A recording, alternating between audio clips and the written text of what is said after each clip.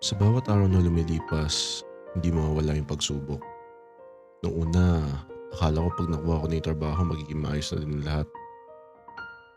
Dumating na yung bills ng kuryente. Magkano? Um, OnePlus. Ano? OnePlus?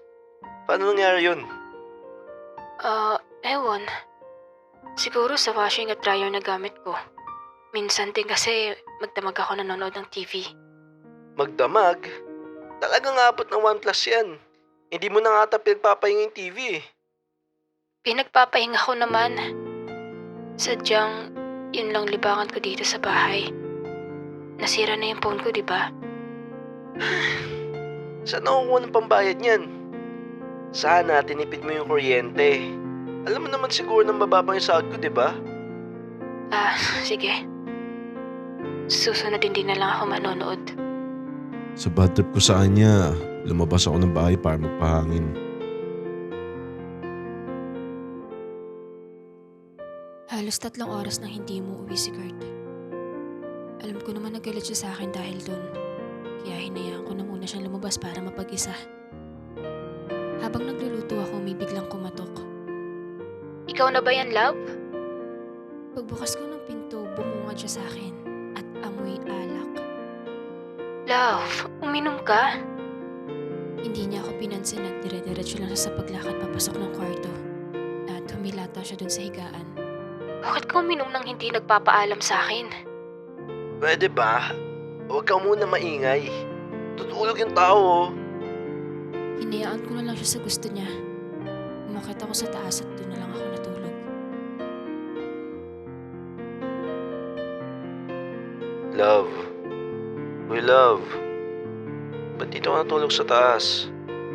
Ba't hindi mo tinabayan sa baba? Nagluto na ako sa baba. Tara, sama mo ako mag-almusal. Kinusot-kusot ko pa yung mata ko bago ako tuluyang tumayo. At bumaba kami para kumain. Ganito lagi ginagawa niya pag alam niya may ginagawa siyang hindi ko nagugustuhan. Umupo ako noon at hanggang ngayon hindi ko pa din siya kinikipo. Ayos ka lang, love? Tumango na lang ako bilang sagot. Hindi ko siya matignan sa mga mata kasi pag ginawa ko yun, lalambot na naman yung puso ko sa kanya.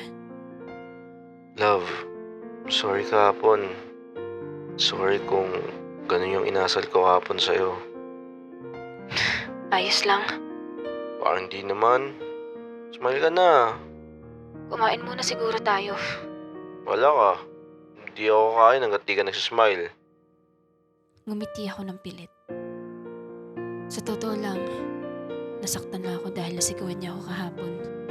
Lo, bakit ganyan? Hindi ka naman ganyan ngumiti eh. Bigla niyang nilipat yung upuan niya sa tabi ko. Tapos niyakap niya ako. Medyo gumaan pakiramdam ko. Pero, syempre, dapat galit pa din tayo. I'm sorry. Hindi ko na ulit gagawin. Pagod lang siguro kaya nasabi yun. Kaya ko naman bayaran yun, love. Promise mo din sana na hindi ka naiinom ng alak. Promise. Hindi na. Uy, may ngiti na siya. Yan yung ngiti na sinasabi ko. Baliw ka talaga. Tara na, kain na.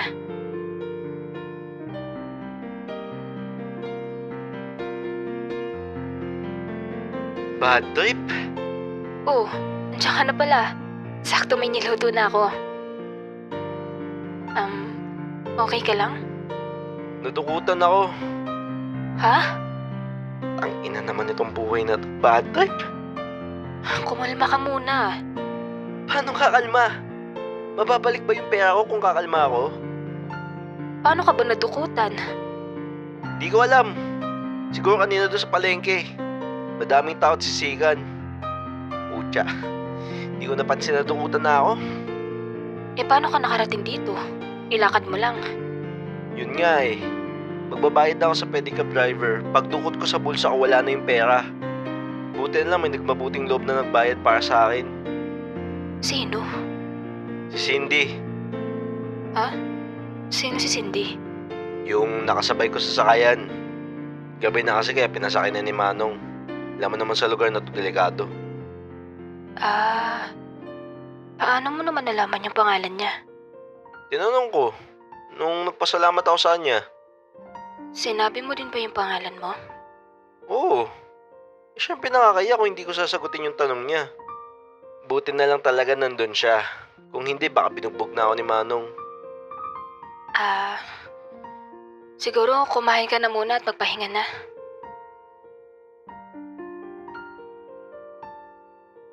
Love, baka maputulan na tayo ng kuryente. Pagdadalawang buwan na hindi pa tayo nakakabayad. Umabot na ng 1K yung sa tubig. Natatakot ako na baka magalit na naman siya sa akin. Pero nagulat ako nang biglang inabot niya yung pambayad ng kuryente at tubig. Saan galing to? Saan pa ba? Di sa trabaho. Pero magkano lang naman sahod mo ah? Tumaas na ba yung sahod mo? Ano kasi, may bago akong trabaho. Sumay din lang ako pero okay naman bigayan. Talaga? Ano naman yun? Construction worker. Buti nakahanap ka. Oo nga eh. Tsaka bukas pala pag uwi mo samahan mo ako. Grocery tayo. Bili mo lahat ng gusto mo. Talaga? Hindi nga. Baliw. Kahit wag muna, baka kasi maubos ang pera mo. Ayaw mo. Bahala ka, ngayon lang to. Sige. Bukas mag-grocery tayo. Habang tumatagal, nabibili namin ang gusto namin dahil sa trabaho ni Kurt. Hindi naman siya madamot. Lahat ng gusto ko binibigay niya. Tinutupad niya yung sinabi niyang babawi siya sa akin. Sa katunayan nga pinilan niya din ako ng mga damit at bagong phone. Para, syempre, may konta ako sa kanya kahit nasa oras siya ng trabaho niya. Nung una nagtataka ako kung bakit ang taas ng sahod niya. Pero ang sabi niya, mayaman daw yung pamilya na pinagtatrabahuan niya. Love, tingin mo ba bagay ito sa akin? Bumili kami ng mga damit na susuotin niya para sa birthday daw ng boss niya. Tapos eto siya ngayon, nagsusukat ng mga pinamili niya. Sasama niya kaya ako? Mas okay sa itong polo na black. Pogi mo dito. Talaga? O sige, yan na lang suotin ko. Anong oras ka pala aalis niyan? Ang sabi kasi, bago mag alas 12 ng hapon nandun na. Pero, antayin ko pa tawag ng boss ko. Mag-iingat ka dun. Anong gusto mong pasalubong? Mukhang wala ata siyang balak isama ako. Medyo nalungkot lang kasi may iwan na naman ako mag-isa dito sa bahay. Pero hinayaan ko na lang.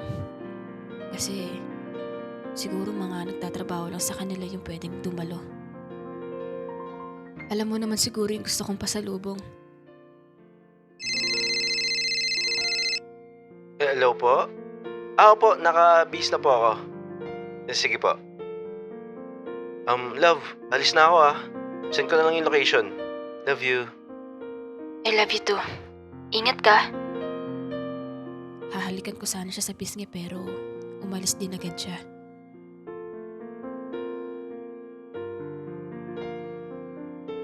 Love?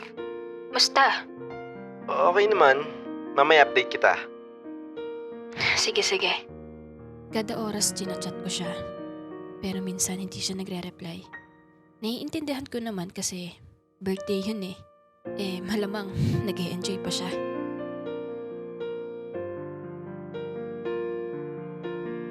Love? Anong oras ka uuwi?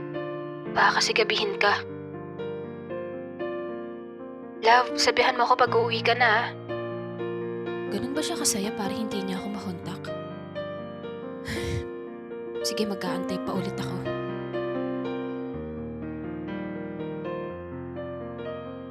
Uy, anong oras na, love? Bakit hindi ka pa din nagre-reply? Nag-aalala ako sa'yo. Hindi na ako nakapag-DS at pinuntahan ko yung location na binigay sa akin ni Kurt. Kaya pinatalam kong delikado sa lugar na to. Wala nang tao sa labas kaya naglakad lang ako. At habang naglalakad ako, may pedicab driver na nag-stop sa harap ko. Miss, Bakit naglalakad ka ng gantong oras? May pupuntahan lang po ako. Saan ba ang punta mo? Para ako na lang maghatid sa'yo. Sige po. Ito po pala yung location na pupuntahan ko. Oh, medyo malayo pa to, miss. Sino bang pupuntahan mo doon? Boyfriend ko po. O siya, sumakay ka na. Sumakay ako pero di rin nagtagal nakarating kami sa location na yun. Kuya, salamat po ah. Ito po yung bayad. Sige na, huwag mo nabayaran. Thank you po ulit. Akalain mo yun? Nakalibre pa. Buti mabait si kuya. Bumungad sa akin ang isang malaking bahay. Mas malaki to compare sa tinitirhan namin ngayon. Malaki yung gate. Dinig ko na may tao sa loob. May naririnig din akong malakas na tugtog. So, ito pala ginanap yung birthday ng boss niya. Magdi-doorbell na sana ako pero narinig ko na may naglalakad palabas kaya nagtago ako. Salamat, Cindy, sa uulitin. Balik ka ulit. Sigurd yun ah. Pagkasilip ko, tama nga ako. Si Kurt yun at si Cindy. Bigla ko naalala yung name na yun. Siya yung sumagot ng pamasahe ni Kurt nung natukot yung wallet niya.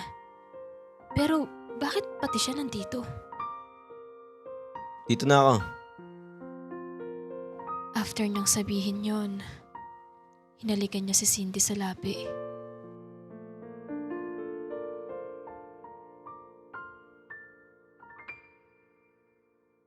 Gusto mo ba makita yung next part?